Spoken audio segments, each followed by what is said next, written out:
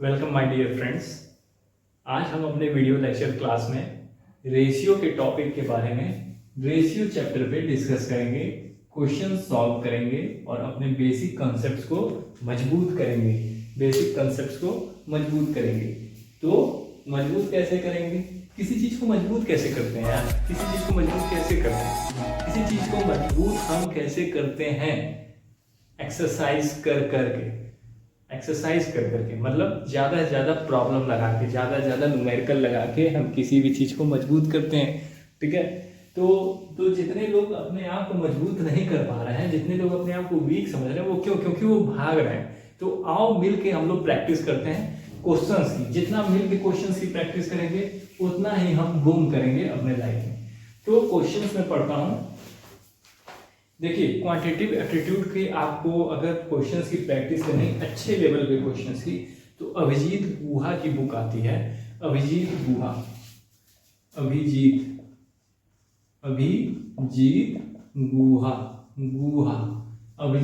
की quantitative aptitude की book आती है, मतलब मैथ की, जिसको आप लेंगे तो आपका जो प्रिपरेशन है वो अच्छे लेवल का होगा। ठीक है, तो अभिजीत गुहा की अगर आप बुक लेते हैं तो हर एग्जाम में वो कारगर है। स्पेलिंग तो मैं बहुत अच्छा लिखा हूँ, इसका मतलब इंग्लिश भी पढ़ा सकता हूँ। ठीक है, तो अभिजीत गुहा की बुक से मैं प्रैक्टिस करा रहा हूँ आपको। अगर नहीं भी आप लेने के मूड है तो जितने भी क्वेश्चंस होंगे वो अभिजीत गुहा की बुक के प्रैक्टिस क्वेश्चन होंगे। ठीक है, तो आइए पहला क्वेश्चन देखते हैं। क्वेश्चन लिखा है 0.75 x 5 8 find the value of x। Bank PO का क्वेश्चन है। बैंक में प्रोविजनल ऑफिसर के लिए जो एग्जाम होते हैं उस लेवल का एक क्वेश्चन है। तो इसमें बोला है कि x की वैल्यू फाइंड करना है। किसकी वैल्यू? x की वैल्यू। तो ये प्रोपोर्शन है। प्रोपोर्शन हम कैसे सॉल्व करते हैं? देखो, इसका जो मल्टीप्लाई होगा ना वो इसके साथ, ठीक है, इसका मल्टीप्लाई इसके साथ और इसका मल्टीप्लाई इसके साथ। ठीक है, समझ गए? तो हम क्या करते हैं, 0.75 को मल्टीप्लाई करते हैं 8 के साथ, इक्वल टू लगाओ और x को मल्टीप्लाई करो 5 से। समझ गए ना? इसका मल्टीप्लीकेशन इसके साथ, फर्स्ट टर्म का लास्ट टर्म, सेकंड टर्म का थर्ड टर्म। अब क्या करो, x को ऐसे तो लिखो, 5 को नीचे लेके आओ, 0.75 इंटू 8 इंटू 5। अब इसको कैलकुलेट कैसे करोगे? अब पॉइंट को हटाओगे तो पॉइंट कितने नंबर के बाद है? 2 नंबर के बाद। तो यहां से पॉइंट हटाने के लिए क्या करोगे? 100 से मल्टीप्लाई करोगे। अब ऊपर 100 से मल्टीप्लाई करोगे तो नीचे करोगे। अच्छा, 100 से क्यों मल्टीप्लाई की? देखो, कोई भी नंबर है ना, 0.7 लिखा है, तो हम जानते हैं कि जैसे जैसे हम 10, 100 जैसे जैसे जीरो आगे बढ़ाते जाते हैं, पॉइंट उसके अनुसार अपना पोजीशन बदलता रहता है। एक नंबर के बाद यहाँ पॉइंट लगा हुआ है ना, तो हम क्या करेंगे, 10 से मल्टीप्लाई करेंगे। क्या आएगा? 0.7 को 10 से मल्टीप्लाई करोगे तो क्या आएगा? 70। पहले 7 पॉइंट को भूल जाओ, 7 को 10 से मल्टीप्लाई करोगे क्या आएगा? 70। अब 7 के बाद क्या लगा है? पॉइंट लगा है, तो 1 के बाद लगा दो पॉइंट, तो आ गया एक्चुअल 7। उसी तरह 0.07 है ना, मतलब पॉइंट के बाद कितनी वैल्यू है? 2 वैल्यू है। तो किससे मल्टीप्लाई करें कि पॉइंट जो है वो घसक जाए, मतलब 100 से। 100 से मल्टीप्लाई, 7 को 100 से मल्टीप्लाई करके आएगा 700। अब कितने नंबर के बाद पॉइंट लगा है? तो 2 नंबर के बाद, तो 1 यहाँ पे कर दो। ओके, ये है सिंपल कंसेप्ट। ये है छोटू सा कंसेप्ट, बेसिक सा कंसेप्ट, छोटू सा किसका? छोटू सा। तो हम छोटू सा कंसेप्ट को कैसे उड़ाता हूँ देखता हूँ। अब देखो, इसको जब 7.75 को 100 से मल्टीप्लाई करोगे, 0.75 को 100 से मल्टीप्लाई करोगे, my child, my boy, my friends, तो क्या आएगा? 7500। और 2 नंबर के बाद पॉइंट लगा है, तो 2 नंबर के बाद पॉइंट लगा दो। तो ये क्या हो गया? हम डायरेक्ट यहाँ लिखते हैं 75 और 100 को हटा देते हैं। ध्यान रखना, हमने इस वैल्यू को इस वैल्यू से मल्टीप्लाई किया तो 75 हो गया। अब 5 से 0 5 बन जा 5, और इसका टेबल पढ़ो, 5 बन जा 5, 15 15 5 जा 17 5, ठीक है 15।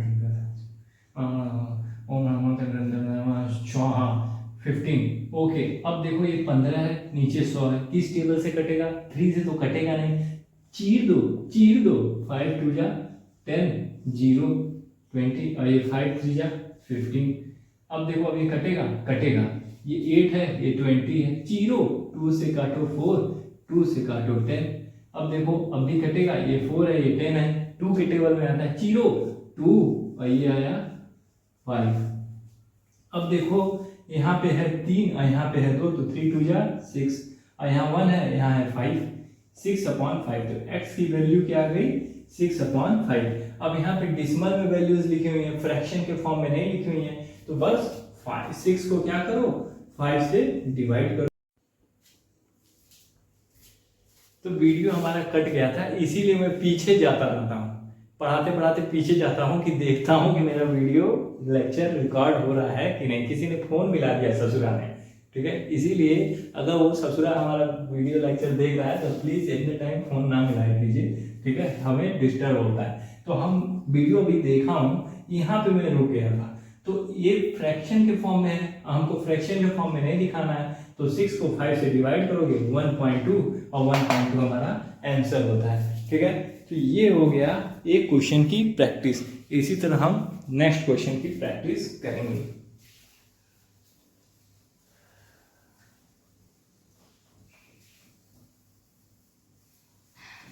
मैं तेरा दीवाना, तू मेरी दीवानी, बस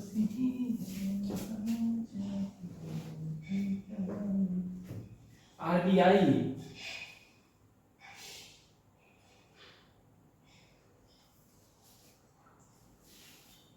Find the fourth proportion. Find the fourth proportion of 16।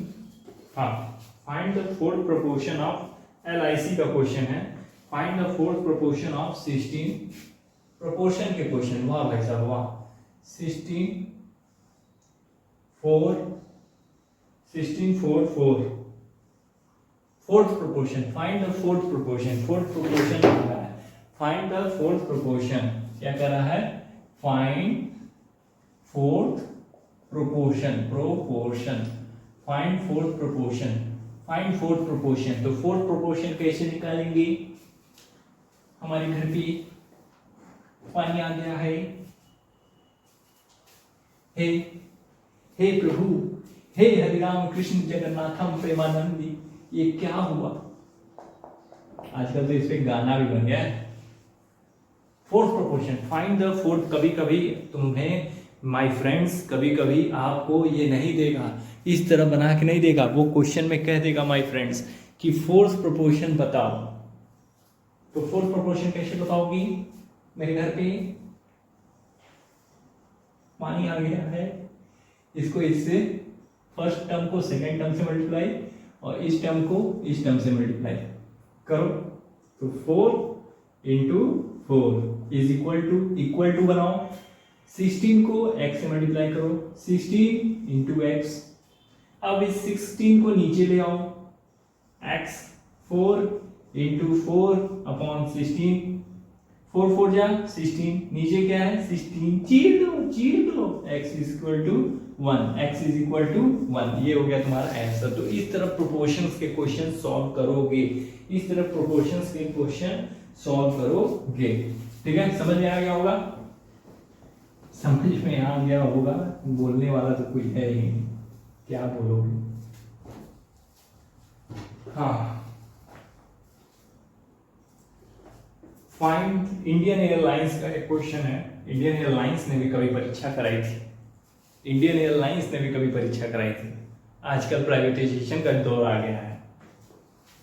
आजकल लोग जानते हैं बहाना क्या बोल रहा है, अब सरकारी में पेंशन नहीं ना बचा, तो अब हम सोचते हैं कि प्राइवेट ही ठीक है, दम ही नहीं है सरकारी निकालने का, ठीक है। बात तो छोड़ ही दो, जब मिलेगा ना, अगर फ्री में मिल जाए कि तुम्हें सरकारी, अरे सर, ठीक है, अरे सर हम, ठीक है, तो भटकना नहीं है, ठीक है, लाइफ में भटकना नहीं। सबसे पहले एफर्ट मारना कि अच्छे पद पे तुम्हारा नियुक्ति हो, अच्छा पद मिले, हमें अपना अच्छा पद मिले, ठीक है। जब तक अच्छा पद ना मिले तब तक तैयारी कोशिश जारी रखना, उसके बाद जो होगा देख लिया जाएगा। अभी तक तो देखते ही आना है, तो आओ देखते हैं, फिर देखते हैं क्वेश्चन। 3/48 ऐसे भी क्वेश्चन आ जाएंगे। 3/48 is what part of 1/12?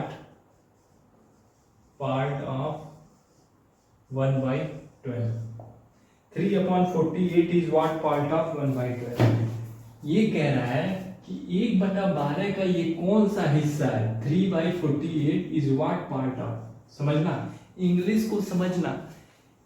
हम ये कह रहे हैं कि 8 जो है ये 2 का, ठीक है, ये 8, सॉरी यहाँ 8 लिखो, यहाँ 2 लिखो।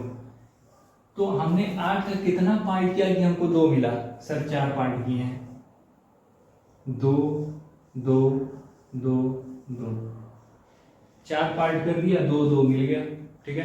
तो जस्ट उसी तरह बोल रहा है कि 1/12 का हम कितना पार्ट किए हैं कि हमको 3/48 मिला है। तो बस 3/48 डिवाइडेड बाई 1/12, नीचे वाले को ऊपर से मल्टीप्लाई करो, इसको इससे मल्टीप्लाई करो। तो 3/48 मल्टीप्लाई 12, 1, चीर दो 4, 3/4। आंसर देखो, यस, लीड कर लेंगे हम लोग एग्जाम में।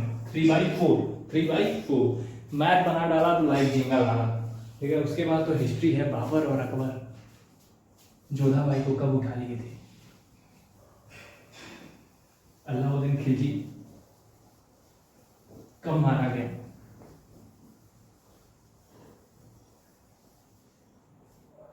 भगवान राम कब पैदा हुए थे।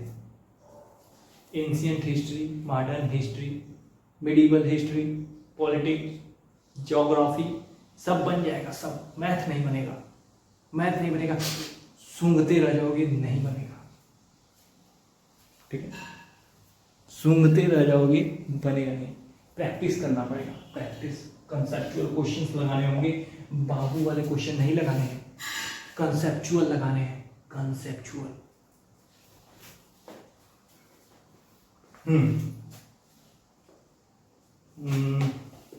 बाबू वाले क्वेश्चन नहीं।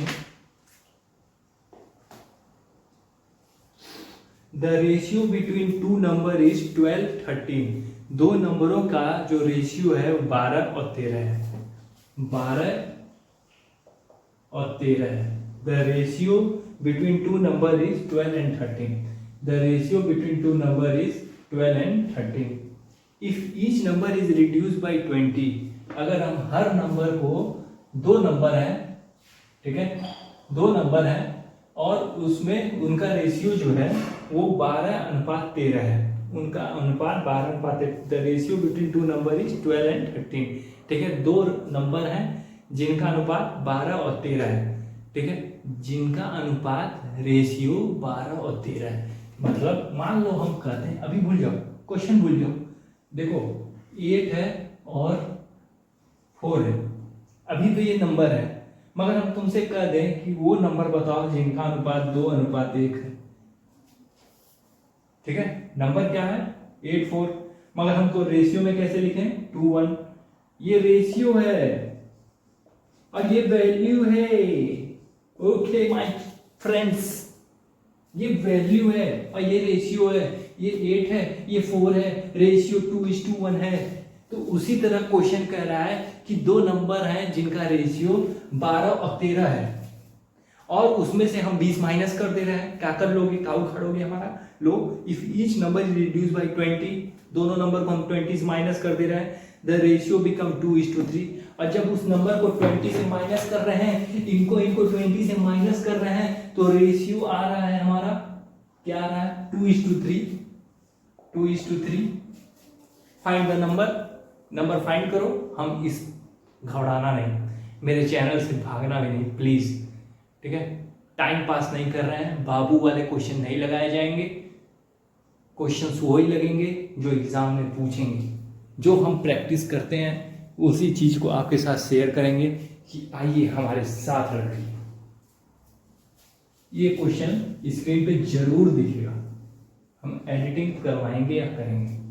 तो दो नंबर हैं जिनका रेशियो 12:13 है, उसमें से हम 20 माइनस करते हैं तो वैल्यू हो जाती है 2:3।